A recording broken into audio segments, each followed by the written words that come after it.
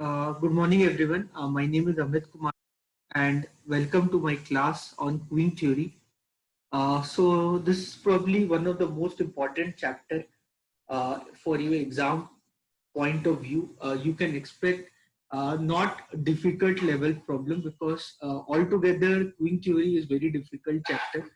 If you see the numericals of this chapter, so they are not at all easy to solve. They are difficult to work on. So that's why normally in college level exams in MBA and all, they don't ask difficult problem. If you see the previous year question paper based on queen theory, you realize that maximum question which come from this chapter are mainly theoretical based chapter. If I see last 5 year question paper, hardly one or two year the numerical had came. Normally they ask only theory questions from this chapter. Even then, they may ask you theory, they may ask you numerical. Like 16, 17 they ask theory, 18 they have asked numerical, 19 again they ask theory. So I'll not take a chance.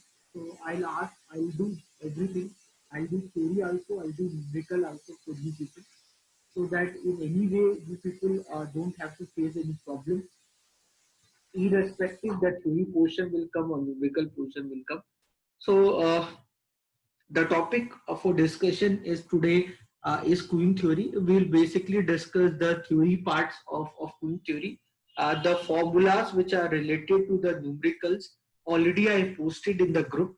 So I believe if you open the Word document which I posted in the group, you'll get all the formulas which are important with respect to the queen theory. So that you can do from your end. So that the formula will always be there with you. So talking about queuing, queue, queue basically means waiting. Like you're seeing, like if you go to ATM, if you go to grocery store, you go to any place where there's a more demand and less supply. If you figure out any medium where there's a more demand and less supply, you'll see the waiting lines. So the waiting lines are very common nowadays, and we saw waiting lines, if you remember, during the time of demonetization and all. So we saw the impact of waiting line and in our life. So the queen theory basically deals with waiting lines. And when we talk about queen problem arises when the current service rate of the facility falls short of the current rate of customer demand. As the word itself you can understand. So basically the problem of waiting line comes where you have more people waiting for their need to be fulfilled and less people who are there who can satisfy their demand. So the word queue basically refers to the customers who are waiting for the service in the line.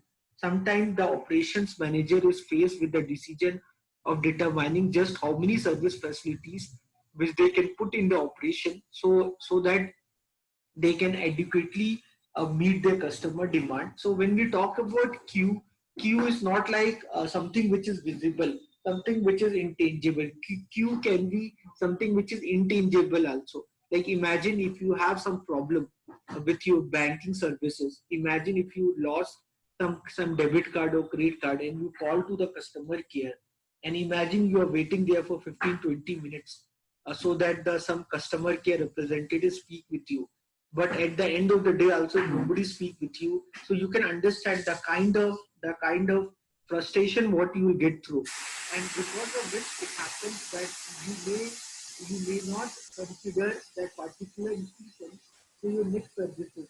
So right now, when you talk about queen theory, when you talk about queen problem, it's very big problem. It's not like we are only suffering. Even the management of the company also feel the same thing, because losing customer is a very big thing right now. If you see a very recent ad of Airtel, if you remember, if you open TV right now during your lockdown, if you open TV, then Airtel is proposing an ad where they're saying that some number is highlighting on the billboard, and so the people are asking what are these numbers. So Airtels are saying that these are the numbers of the complaints which are there in our system. And what we are doing, we are trying to resolve those problems. So I hope you can understand. So for right now, for every company, satisfying the customer need and requirement is the big thing. So every company is very seriously working on that aspect. Every company, they want to make sure that the customer should be satisfied. If the customers are satisfied, then only the next time the customer will pitch for their product. So it's like, imagine if you call to the Airtel for your problem, and imagine if your problem does not get resolved, then you have other options. You can switch to other broadband services, and that way the Airtel will lose the revenue. So revenue is something which everyone is right now targeting. So in the era of competition, it's not us. Apart from us, also it's a company. Also, they are also considering how they can solve this problem, and that's why the subject like operation management become very powerful subject. So during your MBA also, when you go to the second year to choose your specialization, at that time also there is a subject that is called operation management. So operation management, supply chain management, these all deals with this problem. If you see the problems in India, if I talk about India, India is such a country where we are one of the most developed in the term of agriculture. So agriculturally we are very rich, but when it comes to demand, when we see the prices of food particles, food articles, whatever we are consuming, we are seeing the prices are increasing day by day. So sometime in news we get the news that a lot of quantities of rice, wheat, or perishable food products are rotting in their godowns, and but the end consumers are not getting. Lot of poor people are dying because of malnutrition, but at the same time lot of quantities of food products are kept in refrigerator and they are not properly sold. So there's a lack of supply chain management. So it's again different issue to deal with. So the reason why I'm talking about something which is very serious, which is related to the operation management. Operation management, lot of principles have changed with the time, like total quality management, Kaizen, lean manufacturing. So lot of management principles have came up, proposed by Toyota or General Motors.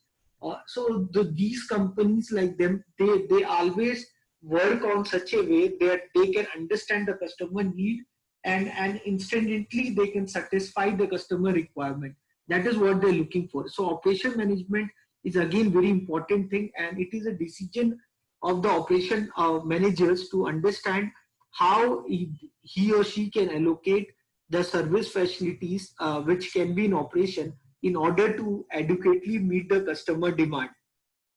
So the example of this kind of situation includes determining the appropriate numbers of checkout clerks in the supermarket or teller in the bank. These kind of quick problem in our day-to-day life we used to see whenever we visit some supermarket or we visit some bank.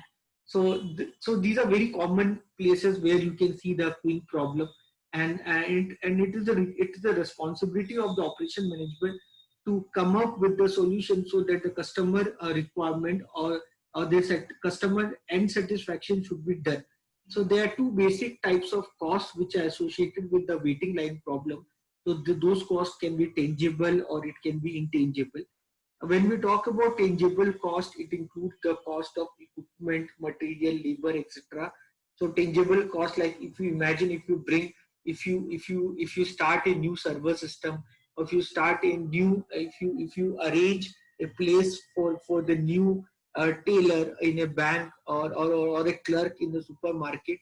So you need to figure out what way you can do that requires space, that requires time, that requires a tangible aspect, that requires service salary, which need to pay to the concerned person.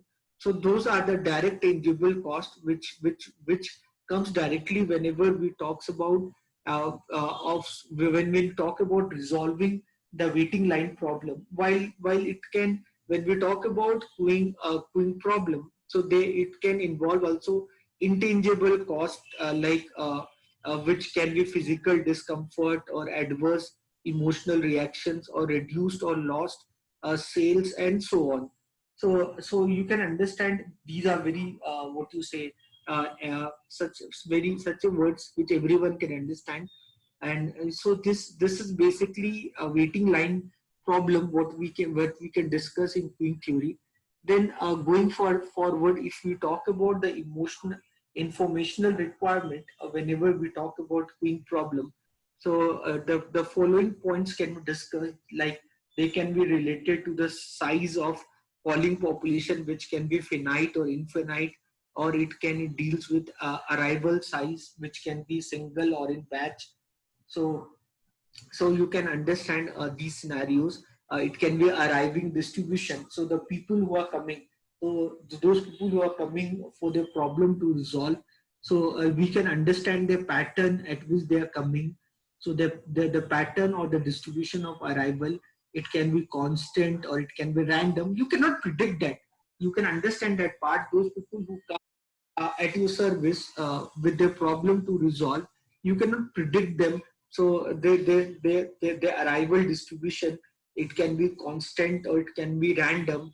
When you talk about the queue which is being formed, so it can be finite or it can be infinite. During the demonetization time, we saw such kind of queue where it was infinite and it was very difficult to ascertain their problems which was going through. And when we see the customers, certain times, many times, because of the constant queue which is there in the front of customer, the customer become impatient. They can go for bulking or reasoning. Bulking or reasoning means they'll change the queue. So you'll see some queue which is, there may be one clerk at the supermarket who is doing the work very efficiently. So definitely the queue of that particular server system would getting resolved very fast. So that way you will definitely will try to switch your queue from one queue to other queue. So that kind of problem is called as bulking or regioning. Then when you talk about discipline, what the queue need to maintain, I don't think so in India the queue follow any discipline. But even then, mathematically, if we work on, so when we talk about queue discipline, it refers to the decision rule by which the customers are selected from the queue for the service. Where when we talk about the service distribution, the distribution of the service time can be constant or random. While when we talk about the configuration of the service facilities, so we can classify the service facilities in the term of the configuration of channel. So the channels where the problem is being resolved, they can be single or multiple channels, or it can be done in single phase or multiple phases. Follow on, if I talk about queuing system, a queuing system consists of arrival of customer. It talks about waiting of customer in the queue, then picked up for the service according to their certain discipline, and then probably we talk about how they are being serviced, and then once the service is being done, definitely then we talk about how the customer are leaving your place. So at the departure of the customer, what is their mood for during the departure, that ultimately determines the next time when they'll come to attend the same system again. So that again is very important thing what we need to go through. Then the next thing what we talk about, the next thing we'll talk about is the element of the queuing system. So when we talk about the element of the queuing system, this system is concerned with the pattern in which the customer arrives and join the system. So when we talk about the input process, it basically talks about the pattern in which the customer arrives and join the system. And when we talk about the input source, it is characterized by its size, its arrival time distribution of customer, and it talks about the attitude of the customer. So these all are very what you say, very simple thing to be discussed. So the input process means those people who want their problem to resolve when they come to the system, so that the problem can be resolved. How that is being observed, depending upon the size, depending upon the distribution, those people who are coming for the problem to solve, and how we talk about the arrival of the customer, or we talk about the attitude of the customer. Gradually, when we talk about the size, so basically the input source which comes for the problem to solve, they can be finite or they can be infinite. While if the rate at which the source generates, the customer is affected by the customer in the service system, then the customer population can be considered as finite. Otherwise, it is considered as infinite. While the time period between the arrival of the customer, and it can be constant or it can be scattered in some fashion. So I hope you can easily understand this part, that you cannot predict this pattern, the pattern at which your customers are coming, and they want their problem to resolve. So if you cannot measure them mathematically, it's very random manner in which this is working on. So for example, in restaurant, the arrival time of the customer, they are distributed randomly, while the mean arrival rate refers to the average number of customers which are arriving per unit of time, and that is represented by 1 by lambda. So this is very important. Basically, when we work on the queen theory, we basically talks the traffic intensity in the queen theory. So that traffic intensity in the queen theory, that the traffic intensity in your queen theory, we represent with the formula called lambda by mu. So this is the traffic intensity of the queen theory. And in order to predict for how much percentage of your time your customer care representative or someone who's responding to the customer, they remain idle, you just find 1 minus this, whatever this we call this. So if you find that 1 minus 5, so that gives you the time at which the customer care respondent was free or idle. You can find out. Or if you want to know for how much percentage of time it was busy, so that you can find by this formula called lambda by mu, where lambda basically talks about the arrival rate. When we talk about lambda, lambda basically talks about the arrival rate, at what rate the customers are coming at the system, and mu basically talks about the service rate. So how fast you are servicing them. So imagine if the customers are coming very fast and you are servicing them in much more lesser time than what they are coming in. So definitely there is no chance of queue. But if you are servicing them for long, you are taking lot of time to service them, and but they are reaching as the time lesser than the time what you are servicing them, definitely there would be queue which will be generated. So going further, if we talk about service mechanism, so it is a time interval from the commencement of the service to the completion of the service. It can be either be fixed or distributed in accordance with some probability distribution. When we talk about service mechanism, how you service them, service facility can be in sequence or they can be in parallel. And when we talk about service facilities, they follow different types. That they follow either single channel facility. Single channel facility means there's only one person who's responding all the person problem.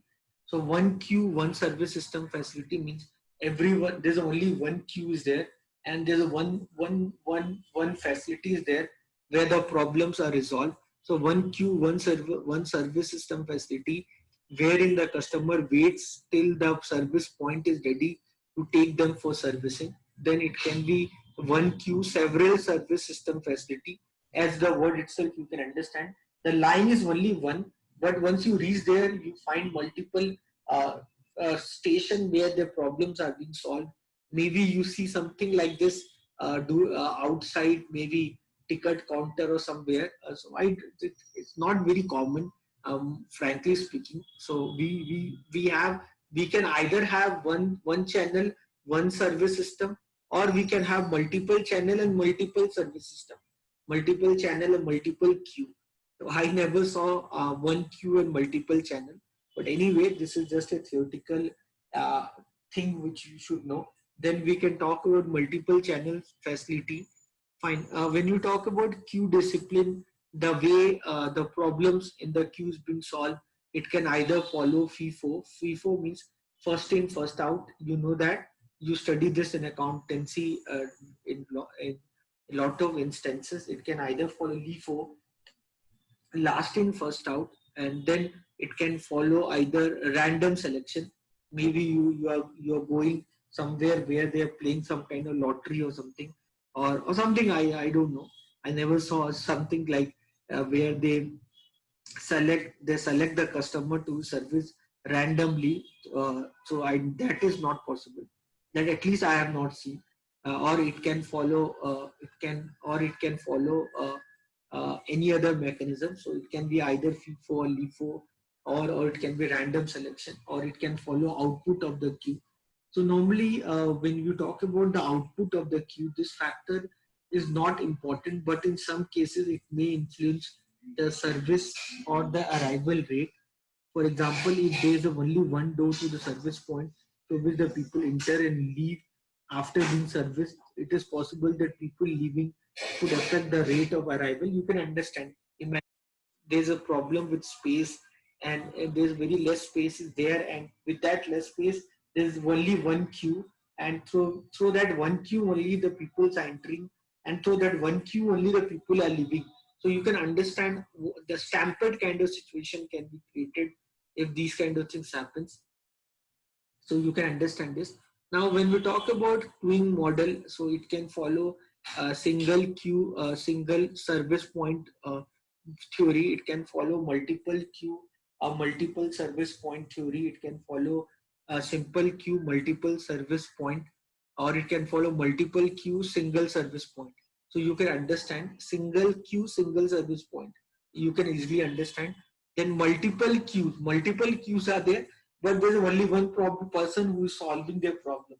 You can understand this. Then next thing is, this is single, not simple. This is single. This is single. This is single. This is single queue and multiple service point. So there's only one queue, but they are bifurcating at the time when they reach the end time. So this thing I saw in passport office or somewhere. So single queue and multiple service point, or it can be multiple queue and multiple. It can be multiple queue, or single service point. So you can understand. Now these are the formulas which you need to buy out. That's the reason why I sent you this Word document. So this is something which is important for you to remember. And here, when we talk about lambda basically means the mean arrival rate. So here, when I'm talking about lambda basically means the mean arrival rate, and mu basically means the mean service rate. So two things are there. One is lambda, one is mu. So basically, when we talk about the formulas are related to the single channel queuing model. So when I'm talking about single channel queuing model, so you should remember this formula where the lambda here talking about the mean arrival rate, and the mu here talking about the mean service rate. So based upon that, the following formulas should be remembered by you. One can be the average waiting time per unit, the average waiting time per unit. So it for the system means, like, imagine system, you understanding, no? Here it is divided in two parts, this formulas. One is system, one is queue. Queue means when you're waiting. Queue means when you're waiting. Queue basically means when you're waiting in the line. So this is queue. System means when you reach the person who will solve your problem. So how once you reach the person who is going to solve your problem, so how much you're going to wait, wait there. So that this is what I'm talking about. This is the average waiting time in the system, means once you reach the place where your problem will be solved. So what is the average waiting time per unit? This is the formula for that. That is 1 by mu minus lambda. And if you once you are in queue, then what would be your formula? So lambda by mu, as you understand, is the traffic intensity that you multiply with the average waiting time in the system. So average waiting time in the system, if you multiply with the lambda by mu, you'll get the average waiting time, what you wait in the queue. You know that no, if you go for watching movie, or if you go for getting a bus ticket or anything, right now we can do everything online, so no need to go and wait for maybe booking offices or anywhere. But even then, but there are certain places like you go to temples and all. If you go to Tirupati temple, yeah, so definitely even then there are a lot of technology measurements are there when you can get e-pass or something. But even then, if you are waiting, in the physically, if you are waiting in the queue, so what is the average waiting time, so that you can get by multiplying the traffic intensity with the average waiting time in the system. Then when you talk the next thing, when we talk about the next formula is the average length. So the average length, again, you can see this formula, you can compare this formula with this formula. So average length, the average length of the system. So average length of that is nothing but lambda by mu minus lambda. That is when you're there in the system. So what is the length? What is the length means of it's probably length means the like how many people are there. So what is the average length when you're there in the system? So that is lambda by lambda mu minus lambda. So 1 by mu minus lambda is the average waiting time in the system. So you can understand. Understand is very simple. So 1 by mu minus lambda is the average waiting time in the system, and you multiply that with lambda. Lambda basically means your arrival rate. So how much time? So your arrival rate. Lambda is your arrival rate. Mu is your service rate. So what is your length? What is the length of the system? Means once you reach the system, what is the length of the system? That is nothing but lambda means the speed at which you arrive. So you are waiting in the queue, the speed at which you arrive. So that is lambda by mu minus lambda. So that is the system. Then what is the length? What is the length of the queue? So the length of the queue would be nothing but whatever is the average length of the system, you multiply that with lambda by mu. So whatever is your average, whatever is your average length of the system, you multiply that with lambda by mu. So with that, you will get the average length of the queue. So very simple. Then going further, then the next formula what we can talk about, that can be a non-empty queue length.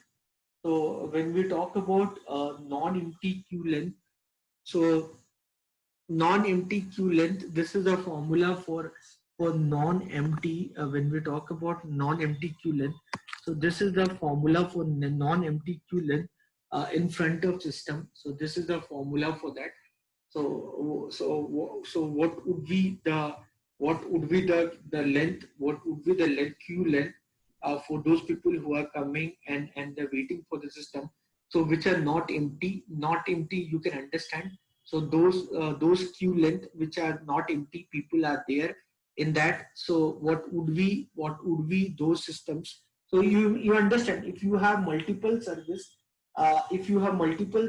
system and you have multiple queues, so people are waiting. So if there are multiple service systems are there, so in front of all those multiple service systems, you know that people will be waiting for their time, that when their time will come, then the problem will be solved. So out of those queues which are there in front of every system or in front of every server, which are how many systems are basically not empty, means people are there, people are waiting there. So what is the length of that? So that is something called non-empty queue length. So this is the formula for that. That is 1 by mu minus lambda plus lambda by mu. While when you talk about the same non-empty queue length for those people who are waiting, so that this would be the formula for that. That is mu by mu minus lambda. So that is the formula for that. Then going further, if I talk about the probability that there will be n or more units in the system, so this is the formula. So this is the formula, the probability that there will be one or more units in the system. So you can understand that. So this is the formula for that. The probability that there will be one or more, there will be n or more units in the system. So lambda by mu basically talks about the traffic intensity. So the lambda by mu would be your traffic intensity, and the probability that there will be n or more units in the system. So for that the formula is lambda by mu to the power n, and like that, if I ask you, then based on that, if I talk about this formula, probability, if I talk about this formula, that probability that there will be probability that there will be n customer, the probability, if I talk in the term of probability, before that I was talking in the term of distance and time and all. So those were tangible aspect. Now if I talk in the term of probability, probability comes whenever we stimulate, when we try to anticipate about the future. So probability that there will be n customer in the system. So if you want to calculate this probability, so this would be lambda by mu to the power n into 1 minus lambda by mu. So this is the formula for that. So probability that there will be n customer, in the probability that there will be n customer in the system, for that this would be the formula, that is lambda by mu to the power n. The formula for that is lambda by mu to the power n. The formula for that would be lambda by mu to the power n. So lambda by mu to the power n talks about the probability that there will be one or more unit in the system. So it basically talks about the traffic engagement. So lambda by mu is the traffic intensity. So lambda by mu to the power n, it talks about the n systems which are being occupied. And I'm talking about that what is the chance that I'll get if I go and if I go to the particular what you say, the setup for my problem to solve. So what is the probability that there will be n customer in front of me? So suppose I'm thinking right now that is already 12:30 and maybe 1:30 the bank will get closed. Should I go to the bank right now for my problem to be worked on? So then I'll work on the probability, because now I'm unknown to the kind of mechanism what would be there in the front of the bank once I reach there. So there, that the moment I'll talk in the term of probability. And if I talk about the probability that there will be n customer in the system, so that probability you can calculate by this formula, that is lambda by mu to the power n into 1 minus lambda by mu. Okay, then we talk about when we talk about next thing, probability that the waiting time is more than t. So t is maybe the time what is given, and the t would be in hour or minutes or seconds. So that you can calculate mathematically by the formula, that is equal to e to the power minus mu minus lambda into t. That is about in the system. So this is the probability which is there for the system, which is e to the power minus mu minus lambda into t. This talks about the probability that when you are waiting. So again, we are talking the term of probability. So if I'm talking in the term of probability, that probability that the waiting time is more than t, t would be the time. So that if you want to calculate that, so if you are calculating that fact, so this would be the formula what you can follow for that. So this is e to the power minus mu minus lambda into t. So this is this gives you the formula that your probability that your waiting time will be more than t. So in the system, if you talk in the term of q, so whatever the probability you get, probability of waiting time, whatever you get, you multiply that with lambda by mu, so that you can work on the same thing, probably in the context of q. So when you talk in the context of q, and if you are talking in the context of q, if you're talking about how you can work on your waiting time, and if you want to know what would be the probability that your waiting time is more than suppose 4 seconds or something, so you know that the q value, mu value, you know the lambda value, you multiply with the t. Only thing, take care of the unit. So if the unit, make sure the unit in all in same units, okay, because this t isn't time, so that can be in hour or minute or second, and again lambda and mu also in time. So make sure all correspond to the same unit. So only thing, take care of that part. Now this is the setup. This is the setup of basically single channel queuing model. So you can see there's only one line is there, and people are coming, and then there's a service facility is there, where the problem are being solved, and then they leave after once their problem gets solved. So this is basically a single server model. So you can understand that part. Then we talk about multiple channel queuing model. So when we talk about multiple channel queuing model, you can understand there would be multiple arrival point, there would be multiple server, or the system where the problem will be solved. So that again, that follows a formula. So you can see this formula. This is a little bit complicated. So in exam and all, don't expect that you will get a question based on this, because altogether this is very complicated process to work on. Wherever when you talk about the multiple, what you say, the service point or the channel point, so that is a little bit complicated. So first in this, we calculate that the probability that there are no customer or unit in the system. This is the first thing we'll calculate here. So you can see that. 1 minute, I just have a water.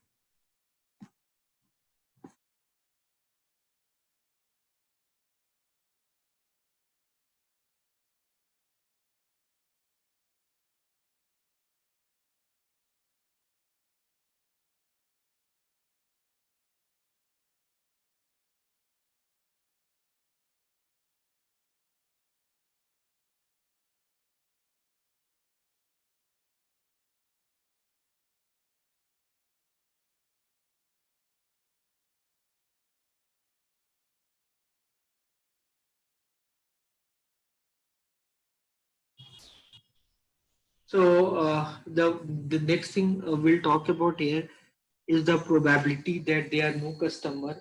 So here, when we will talk about the multiple service mechanism, so here K basically, here the K basically talks about the number of your service point. So K basically here talks about the number of your service point.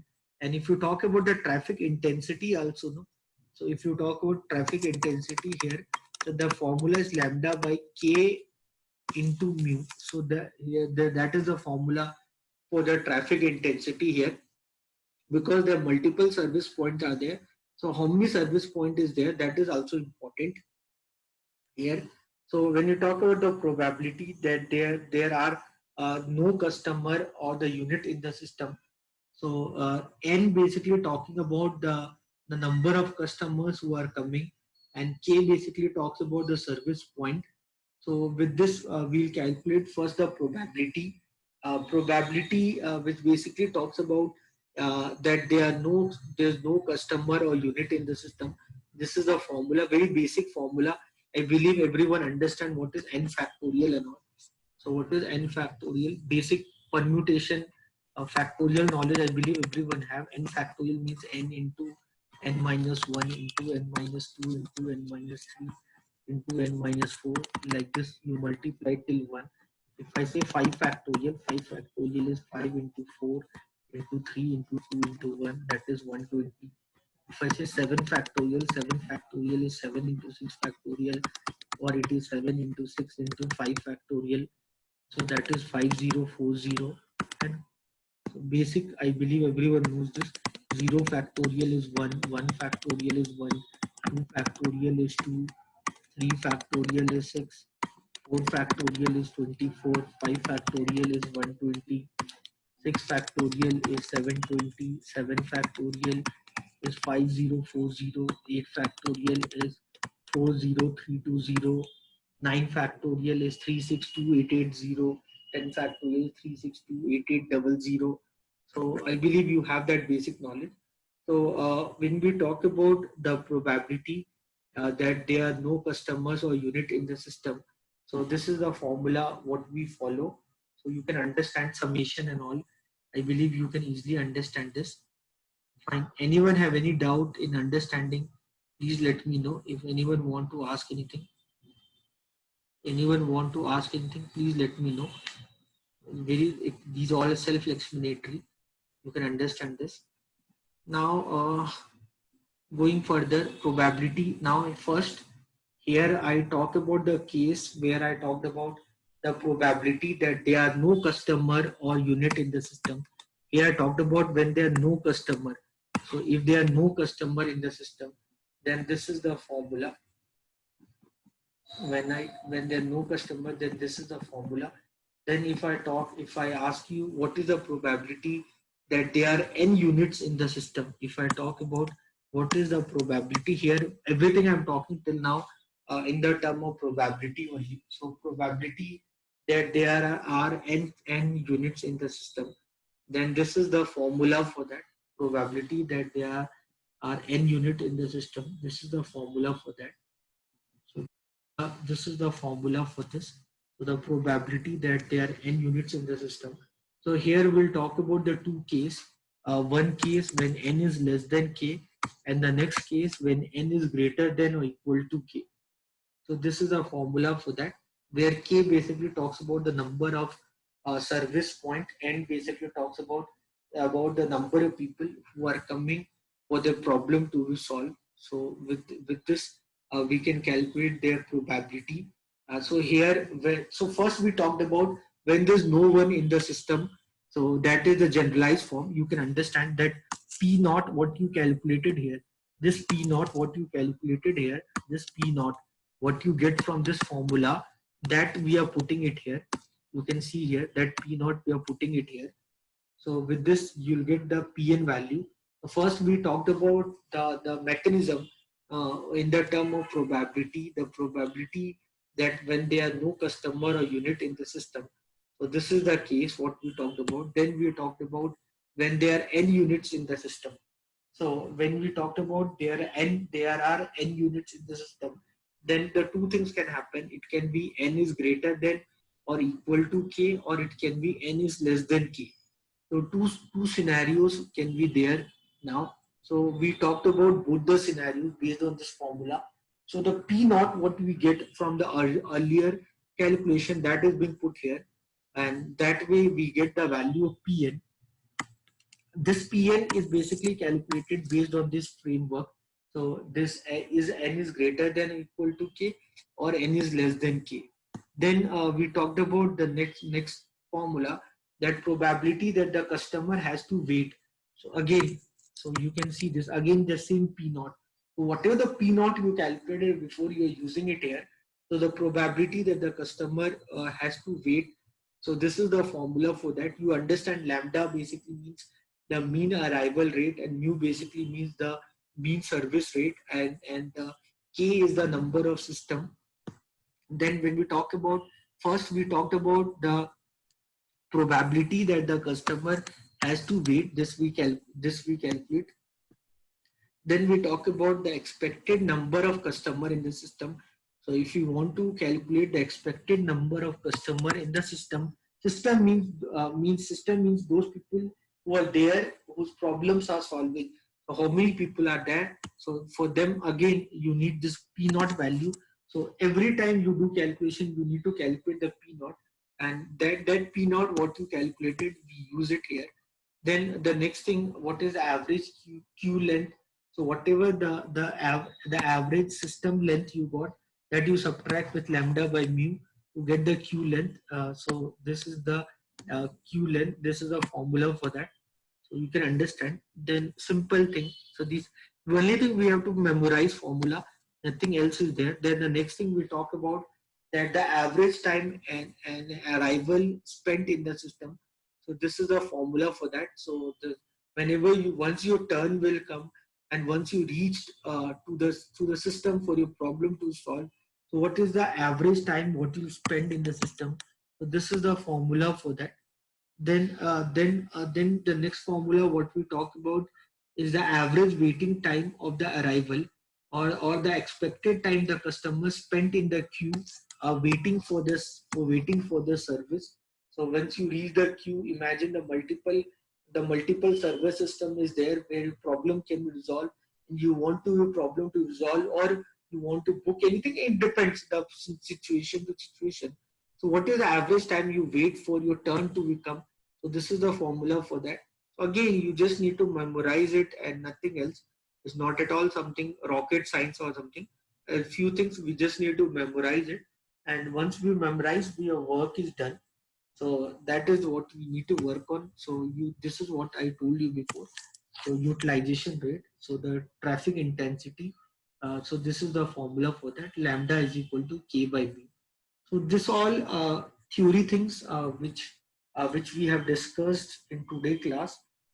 So in next class, we'll try to focus on numerical. Make sure that when we do this, make sure that when we do numericals, you have formula in front of you, so that there should not be any confusion in your mind while solving. And in case of any confusion, I'll definitely be there to help you with that part. So anyone want to ask anything before I wind up the class? Anyone want to ask anything?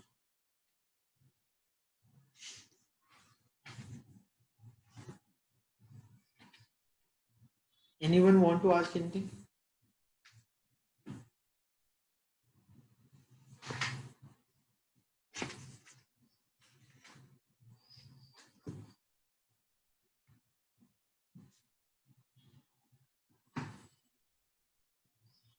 And so I'm assuming that you have understood what all I have done through in this class. So with that intention, I like to say goodbye to all of you. So that we'll meet tomorrow for the class. Thank you everyone. See you tomorrow.